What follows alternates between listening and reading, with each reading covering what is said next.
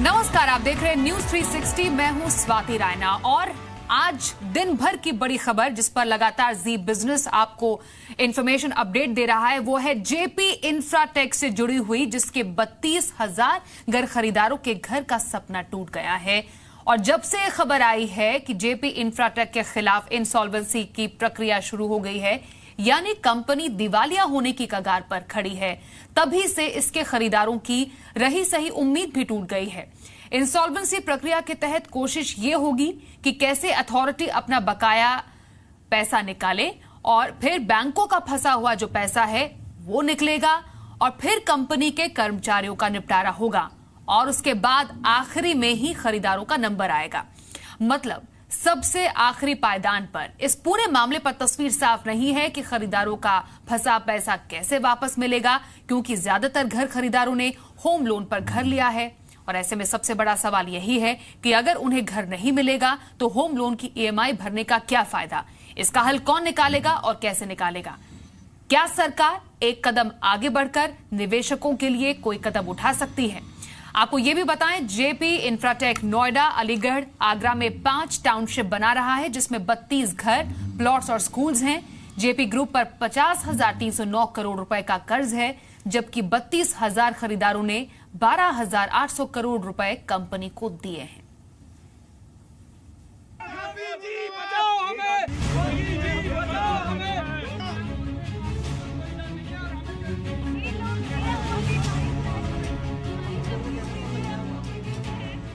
ये उन खरीदारों का गुस्सा है जिन्होंने अपनी गाढ़ी कमाई लगाकर जेपी इंफ्रा के प्रोजेक्ट्स में घर खरीदा था, लेकिन अब इनके ही नहीं, इनके जैसे करीब 32,000 लोगों के सपनों पर पानी फिरने की नौबत आ गई है, क्योंकि जिस कंपनी पर इन्होंने भरोसा किया वो जेपी इंफ्राटेक दिवालिया होने की कगार पर पहुंच गई है।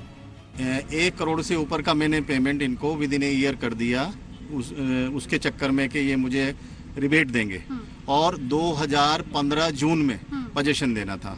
अभी वो स्ट्रक्चर कंप्लीट नहीं हुआ है, ऐसे ही खड़ा हुआ है। मैं एक्स डिफेंस पर्सन हूँ। मेरा बेटा इस टाइम यूएस में है 10 साल से, और 10 साल से उसकी गाड़ी कमाई जो है यही हमने इन्वेस्ट कर दी है। आज तक ना मकान मिला है, ना उसका पता लगता है कब मिलेगा। एनसीएलटी ने जेपी इंफ्राटेक के खिलाफ बैंक्रप्सी और इंसॉल्वेंसी कोड के तहत कार्रवाई शुरू करने के निर्देश दिए हैं। एनसीएलटी ने फैसला आईडीबीआई बैंक की इलाहाबाद ब्रांच की याचिका पर सुनवाई के दौरान सुनाया है। आईडीबीआई बैंक का 526 करोड़ 11 लाख रुपए जेपी इंफ्रा पर बकाया है, जबकि कुल मिलाकर करीब 8,365 करोड़ रुपए का कर्ज है। अब आपको समझाते हैं एनसीएलटी के आदेश के बाद कैसे कार्रवाई होगी। दिवालिया कानून के तहत कार्रवाई की प्रक्रिया को आगे बढ़ाने के लिए एक प्रोफेशनल की नियुक्ति की जाएगी, जबकि कंपनी के निदेशक बोर्ड को निलंबित कर दिया गया है। ये प्रोफेशनल कंपनी प्रबंधन और बैंकों के साथ मिलकर कंपनी की वित्तीय स्थिति सुधारने और कर्ज चुकाने का रास्ता ढूंढने की कोशिश करेगा, जिसमें शुरुआती तौर पर 180 दिन का समय मिलेगा, जिसे बाद में 90 दिन के लिए और बढ़ाया जा सकता है। इसके बाद भी अगर कंपनी की माली हालत नहीं सुधरी और कर्ज चुकाने का रास्ता नहीं निकला तो बैंक उसकी संपत्ति बेचने का काम शुरू करेगा। जेपी ग्रुप गौतम बुद्ध नगर, अलीगढ़, आगरा में 5 टाउनशिप बना रहा है। इन बड़ी परियोजनाओं में हजारों घर, पेंट हाउस, प्लॉट्स, स्कूलों की जगह है। 270 दिन में जेपी इंफ्रा को कर्ज चुकाने का रोड मैप देना होगा।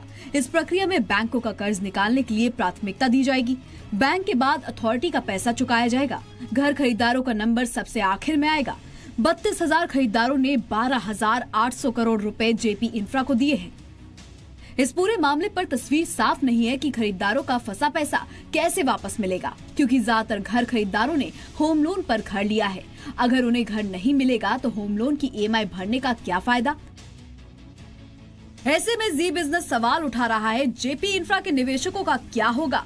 क्या मान लिया जाए कि घर खरीदारों के पैसे डूब गए? जिन लोगों ने होम लोन लिया है उनका क्या होगा? क्या घर नहीं मिलने के बावजूद होम लोन चलता रहेगा? ब्यूरो रिपोर्ट, जी मीडिया। और आपको बताया, इस वक्त मेरी सहयोगी Deepika Bhatia JP group Infratech के उसी प्रॉपर्टी के पास है जहां पर जो खरीदार है वो सुबह से परेशान है। मेरे सहयोगी प्रकाश भी थोड़ी देर में हमारे साथ जुड़ेंगे। दीपिका, सुबह से आप रिपोर्टिंग कर रही हैं, ऑन द स्पॉट है, ऑन द ग्राउंड है। विश टाउन नोएडा में जो घर खरीदार हैं वो इस वक्त बहुत ज्यादा मुश्किल में है, परेशान है।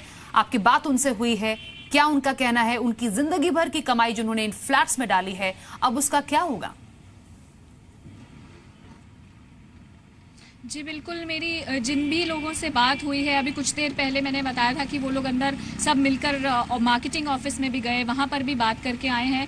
तो जितनी भी वो बात कर रहे हैं, जितने भी लोग हैं, वो सब इसी बात को लेकर परेशान हैं कि आखिर कब तक उनको उनका घर या उनका पैसा जो है वो उनको वापस मिलेगा, आगे क्या होगा, वो कहाँ जाएगा, क्या उनका सारा पैसा डूब जाएगा या वापस मिलेगा। इन सभी बातों को लेकर वो लोग सभी बहुत परेशान हैं और बहुत से लोग बीच में ऐसे भी हैं जो ये कह रहे थे कि हम 90% तक जो है वो पेमेंट कर चुके हैं। हम एक बीच में महिला हमें ऐसी मिली जो कि वर्किंग वुमेन है, उनके साथ एक बेबी है, उनके हस्बैंड नहीं है और वो इस चीज़ को परेशान थी कि मैंने लोन लिया है और उसके बाद मैंने यहाँ पर पैसे लगाए हैं, अभी मैं कैसे, अगर मेरे सारे पैसे डूब जाएंगे तो मैं किस तरीके से आगे करूँगी या कैसे आगे अपना काम चलाऊंगी। तो ओवरऑल लोग जो है इस बात को क्लियर नहीं है कि आगे उनके साथ अभी क्या होने वाला है और इस बात को लेकर वो अभी कल फिर से इकट्ठा होने वाले हैं। स्वाति, कल एक बार फिर से इसके तहत मीटिंग होगी। मेरे सहयोगी प्रकाश प्रियदर्शी भी मेरे साथ हैं।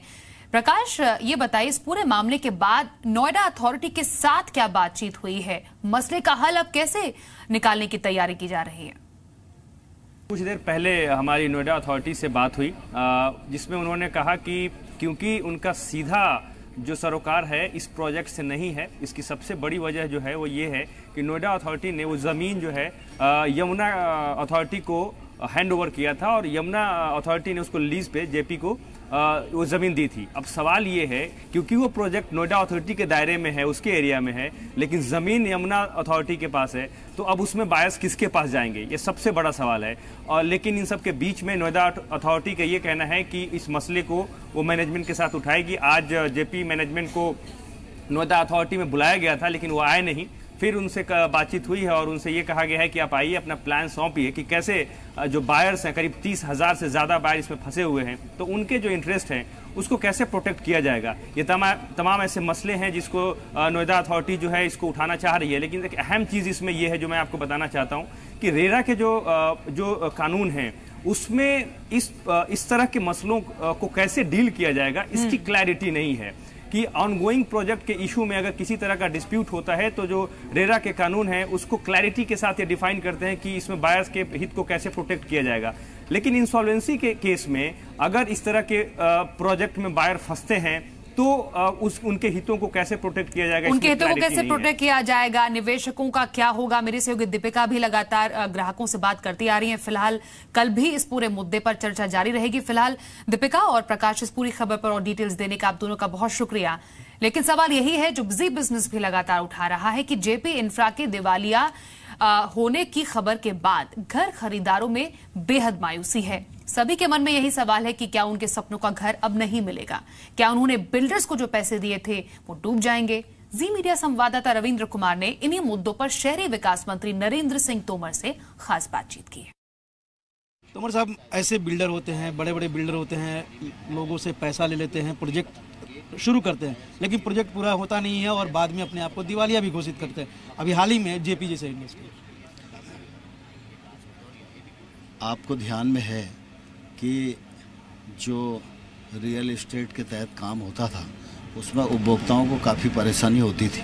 वो रेगुलेट हो और किसी भी प्रकार के उपभोक्ता के साथ किसी भी प्रकार की अमानत में खयानत ना हो, इसी के लिए सरकार रियल एस्टेट कानून लेकर आई थी और रेरा का इम्प्लीमेंट कराने का भी सरकार ने प्रयास किया और नीचे तक रेरा का इम्प्लीमेंट हो रहा है।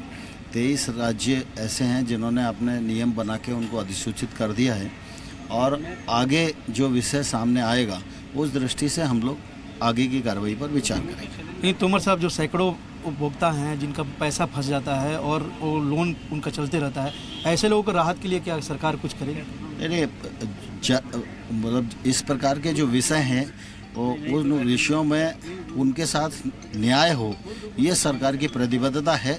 प्रकरण देखकर उस पर विचार करेंगे। रविंद्र कुमार, जी मीडिया, दिल्ली।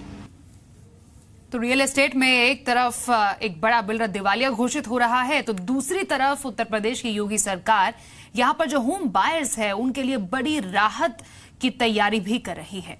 दरअसल यूपी सरकार ने रेरा के तहत आने वाले ऑनगोइंग प्रोजेक्ट के नियमों में बड़ा बदलाव कर दिया है और इन नियमों के मुताबिक 27 अक्टूबर 2016 के बाद जिन बिल्डर्स और डेवलपर्स ने कंप्लीशन सर्टिफिकेट के लिए अथॉरिटीज के पास अप्लाई किया है, उनके प्रोजेक्ट भी रेरा के दायरे में आएंगे। अब इसका मतलब यह हुआ कि सिर्फ कंप्लीशन सर्टिफिकेट के लिए अप्लाई कर देने भर से वो रेरा के तहत रजिस्ट्रेशन से नहीं बच सकते हैं और ऐसे प्रोजेक्ट के डेवलपर्स को भी किसी भी हालत में 15 अगस्त तक रेरा की वेबसाइट पर रजिस्ट्रेशन कराना होगा।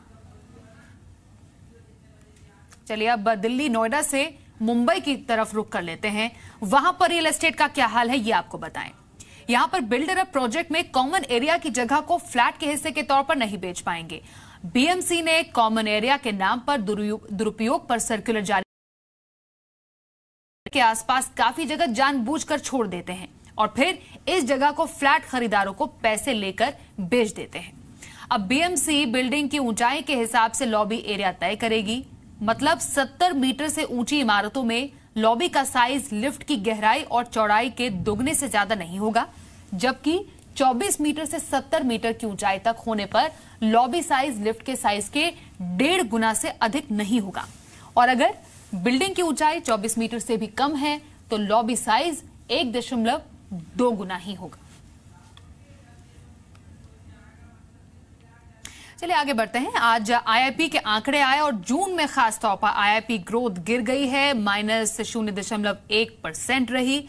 मई में आईआईपी ग्रोथ 1.7% रही थी और ये आईआईपी का 2 साल का निचला स्तर है। महीना दर महीना आधार पर जून में मैन्युफैक्चरिंग सेक्टर की ग्रोथ 1.2% से घटकर -0.4% रही है। माइनिंग सेक्टर की ग्रोथ में भी गिरावट आई है। हालांकि महीना दर महीना आधार पर जून में इलेक्ट्रिसिटी सेक्टर की ग्रोथ 8.7% से घटकर 2.1% रह गई है। महीना दर महीना आधार पर जून में कैपिटल गुड्स का उत्पादन -3.9% के मुकाबले -6.8% रहा है। वहीं शेयर मार्केट में भी लगातार 5 कारोबारी सत्रों से गिरावट हावी है। निफ्टी के 3 दिग्गज कंपनियों के खराब नतीजे और साथ ही शेल कंपनियों की सूची आगे और बढ़ने के खतरे से आज बाजार में भारी बिकवाली देखने को मिली। दिग्गजों के मुकाबले मिड कैप और स्मॉल कैप शेयरों में आज कम गिरावट रही और 10 जुलाई के बाद निफ्टी 9,750 के नीचे बंद हुआ। आज के कारोबार में निफ्टी ने इंट्राडे में 9,700 के स्तर को भी तोड़ दिया था। कारोबार खत्म होने पर सेंसेक्स 318 अंक और निफ्टी 109 अंक की गिरावट के साथ बंद हुए। कुछ शेयर्स में मेटल, ऑटो, बैंक, रियल्टी में सबसे ज्यादा बिकवाली रही। वहीं कंज्यूमर ड्यूरेबल शेयरों में आज हल्की बढ़त रही। वैसे बाजार के लिए हफ्ता बेहद खराब रहा। इस हफ्ते में सेंसेक्स और निफ्टी में 3.5% की गिरावट रही। निफ्टी पर 10,000 का स्तर देखकर बाजार में उतरने वाले निवेशकों को बाजार ने काफी निराश किया है। निफ्टी अपनी ऊंचाई से 400 अंक गिरकर 9,700 के भी पास आ चुका है। तो अब इस पूरे सिनारियो में बाजार के विलन कौन है? दिग्गज एक्सपर्ट्स अब क्या सलाह दे रहे हैं, आइए समझते हैं।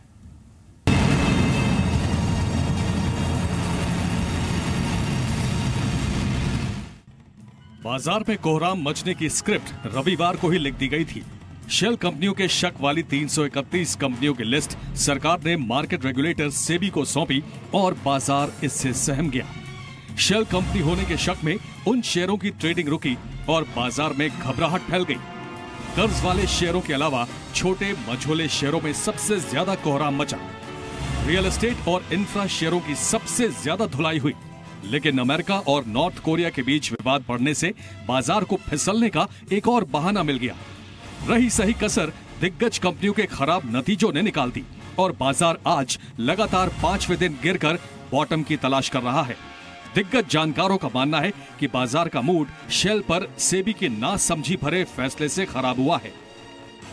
जो स्टेप्स पहले लिए जाना चाहिए थे, जो नहीं लिए गए हैं, उसकी वजह से इन्वेस्टर ने बहुत पैसा गंवाया है और इन्वेस्टर के एक स्मॉल इन्वेस्टर के कंधे पे बंदूक रखकर बहुत सारे ऐसे डिसीजन लिए जाते हैं कि हम इन्वेस्टर को प्रोटेक्ट कर रहे हैं, लेकिन इन्वेस्टर का प्रोटेक्शन न होने के होता नहीं है, ऊपर से उसका नुकसान होता है। पूरे हफ्ते की बात करें तो निफ्टी जहां 0.4% टूटा, वहीं सेंसेक्स की गिरावट 3.5% की रही। सेक्टर्स की बात करें तो फार्मा, सरकारी बैंक, ऑटो और पावर सेक्टर बाजार के सबसे बड़े विलेन साबित हुए। अमेरिका में प्राइसिंग पर दबाव और खराब नतीजों से फार्मा शेयरों की हालत सबसे ज्यादा खराब हुई। निफ्टी के दिग्गज शेयरों की बात करें तो टाटा मोटर्स एक हफ्ते में करीब 15% टूट गया। वहीं सन फार्मा, डॉक्टर रेड्डीज में भी 10% की गिरावट रही। बैंक ऑफ बड़ौदा और बॉश के शेयर भी एक हफ्ते में 9% तक टूट चुके हैं। जानकारों का मानना है कि लंबी अवधि में बाजार में पैसे जरूर बनेंगे। अर्निंग्स जो है इंडियन कंपनीज की वो इतनी अभी इम्प्रूवमेंट इतना आया नहीं है कि कह सके कि मार्केट के सपोर्ट अर्निंग से आ रहा है, तो इसलिए थोड़ा सा तो प्रॉफिट टेकिंग तो होएगा ही। लेकिन जहां तक हमारा ख्याल है, अगर हम एक साल बाहर दूर देखें तो अर्निंग्स इंप्रूवमेंट जैसे आएगा, ये मार्केट इस यहाँ से बढ़ेगा, लेकिन सीधी लाइन में तो कभी मार्केट गया नहीं है और ना ही अभी जाएगा। बाजार के लिए आगे की तस्वीर मुश्किल दिख रही है। पॉजिटिव ट्रिगर है नहीं, ऐसे में अब तक लिक्विडिटी के दम पर तेजी दिखा रहे बाजार की रफ्तार पर ब्रेक लगेगा, इसके पूरे आसार हैं। रिजल्ट सीजन भी करीब करीब खत्म हो चुका है, ऐसे में बाजार को दिशा कहां से मिलेगी, ये सबसे बड़ा सवाल है। बहरहाल फिलहाल सभी की नजरें अमेरिका और उत्तरी कोरिया पर टिकी रहेगी, जहां की तनातनी से बाजार की टेंशन बनी रहेगी। हालांकि भारी गिरावट पर निवेशकों को पैसे लगाने के मौके भी मिलेंगे। ब्यूरो रिपोर्ट, जी मीडिया। तो बाजार के लिए स्टेट बैंक ऑफ इंडिया के नतीजे भी कुछ खुशखबरी लेकर नहीं आए हैं, क्योंकि उम्मीद से खराब नतीजे रहे हैं। पहली तिमाही में स्टेट बैंक ऑफ इंडिया का मुनाफा 28.5% गिरकर 2005 करोड़ रुपए हो गया है।